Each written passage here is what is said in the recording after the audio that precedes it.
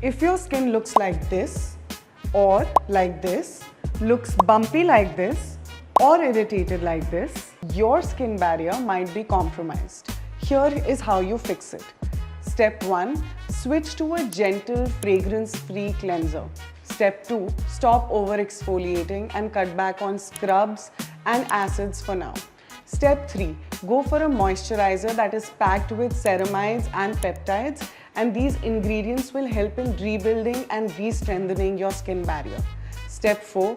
Always wear sunscreen even when you're indoors. Step 5. Drink plenty of water, have a diet that is rich in antioxidants, and have good amount of sleep. For a more personalized skincare plan that really works for you, visit Ministry of You.